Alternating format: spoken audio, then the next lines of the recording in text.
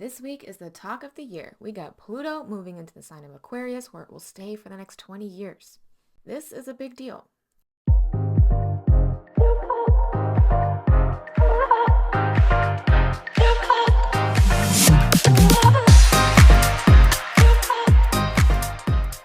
Welcome back, beautiful people. This is the Hella Fluid Collective podcast. I love all things astrology and helping entrepreneurs and creators tap into their creative workflows. Today, we are looking at the astrology for the week of November 18th through November 24th. It's a pretty good week. We got a lot of supportive transits and one super big transit, which is Pluto moving into the sign of Aquarius. And Pluto only moves signs every 20 years or so this is kind of a big deal. All of the transits are listed in the description below, so don't worry about taking notes. And if you want more information on these transits, make sure you head over to my TikTok or Instagram. I create graphics where you can see a little summary of each transit, and I post those graphics to my story each day so you can stay on top of what's happening. Make sure you subscribe to this channel so that you can stay up to date. I do weekly forecasts and I do monthly forecasts, and sometimes I throw in some other stuff when one of the outer planets changes signs. Last up, I am offering 20% off of the year ahead astrology readings. And I have a new way of structuring my forecast. There's 3 different tiers to make it more accessible and affordable to people. So if you just want more of a basic overview, there's that. Or if you want to just dive into the new and full moons of the year, there's a forecast just for that. Or if you want all of the freaking details, there's the premium forecast so you can figure out all of the energies that will be impacting you in 2025. And let me just tell you, 2025 is a year for the books. We have Pluto changing signs now, and next year every single planet changes signs. So it'd be a really good time to figure out what sign rules what house in your birth chart and how these big changes are going to impact you personally. So go ahead, use the code NOVEM2024, and if you book it by November 30th, then you get 20% off of any year ahead reading. All right, let's dive into the astrology for this week. On Monday, November 18th, the first transit that we have is Mercury opposite to Jupiter. Now, any Jupiter squares or oppositions really aren't that bad. And when we have Mercury opposing Jupiter, what it's going to do is it is going to have us thinking really optimistically and focused more on the big picture. Now, the downside to this is that it could be having us missing a lot of little details and or being a little too overly optimistic, maybe committing to too much, more than we can handle. And with that, there's a chance of over-exaggeration or overstating in conversations, which can lead to misinformation or misunderstandings. For business owners, I would use this energy to dream big and have a day of brainstorming, but not necessarily getting down to the nitty-gritty details. Or if you do need to get down to the details, make sure that you are intentionally putting extra effort into grounding your ideas into reality. Dream big, but balance it with some sort of groundedness. Or if you want to just have a fun brainstorming session, it's a good day for that too.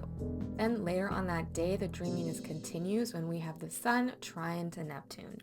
This is a harmonious conversation that's going to shine light on our creativity and our imagination.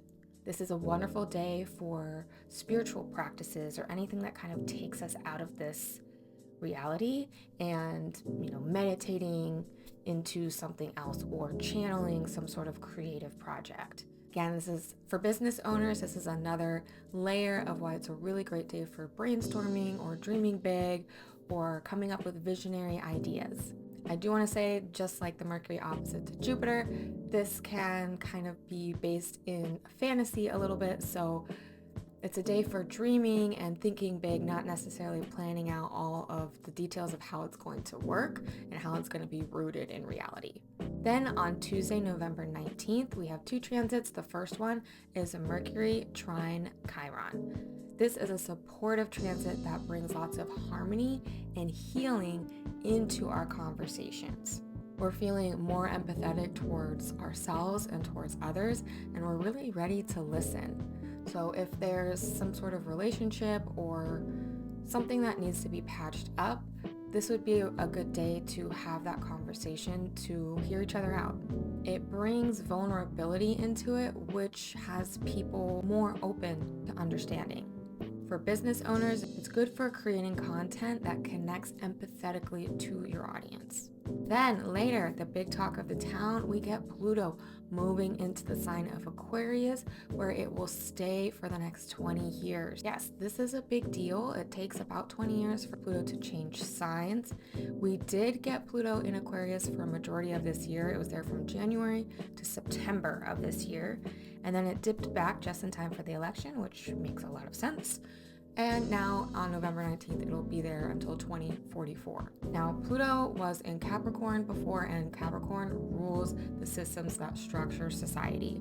So governments, financial institutions, white supremacy, any systems like that, as well as systemic ideals as well, things that are right versus wrong. Capricorn is very much so about status, whereas Aquarius is more about our individuality and bringing that to the collective.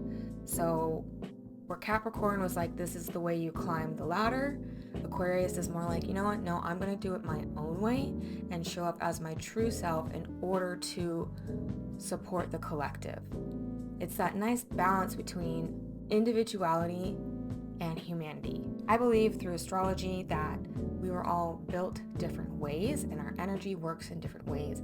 And if we can tap into those flows and bring that to the collective, then I think that's how the collective kind of comes together with all these different puzzle pieces and actually works the way it's supposed to. So that's what Aquarius energy is all about. And Pluto moving into the sign Aquarius, this is going to bring a lot of transformation at how we as a society look at that. Aquarius also rules technology. So I expect a lot of progressive transformation with our technology. I think we're going to be having a lot more advancements. I think it's going to be accessible to a lot more people. And I hope that it also comes with empowering humanity and not just empowering those who own it. Aquarius also loves to be independent. It's ruled by Uranus. So there's going to be this push for being who you are and being set free from those systems and institutions that we were dealing with in Capricorn. So instead of the right or wrong way to do things, it's really about the freedom to do it the way that you want to do it. I'm very optimistic about the next 20 years. Things may have to hit the fan a little bit in order for us to progress to that point. The next couple of years are really rather intense, but moving into the next decade, I have a lot of faith. I always have a lot of faith. For business owners, this is a really long transit, but what's going to be important is figuring out, if you haven't already, how to create practices that are sustainable for you and inclusive to the collective. So no more of doing things how you should be doing them and instead doing them how you want to be doing them. Moving on to Thursday, November 21st, we have the sun moving into the sign of Sagittarius. And the vibe gets super fun, gets adventurous, and we're more into wanting to expand our perspectives and learn new things, especially things that kind of give a deeper meaning. For business owners, this is a great time to launch or take a course or offer something that gives your audience something to go deeper. And also open yourself to fresh ideas. Then, just about an hour later, we get the sun sextile to Pluto. Again, another supportive transit, and this one is really empowering. It's going to shine a lot of light into your subconscious.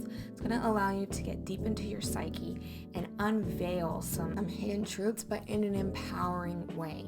You will have the willpower to dig deep. This may also just give you a lot of energy. It really just powers your will to figure things out and get things done. As for business owners, I would focus on things that align with your core values. Then the last transit of the week is happening on Friday, November 22nd, and that's Venus sextile to Saturn. Again, another supportive transit. This time it has to do with our relationships, our finances, and our value systems, and bringing a sense of stability and responsibility into those things. This would be a really good time to make commitments that you're very serious about and aligned with, because those have a better chance of lasting with this energy. We're really going to be making grounded connections and grounded financial decisions around this time.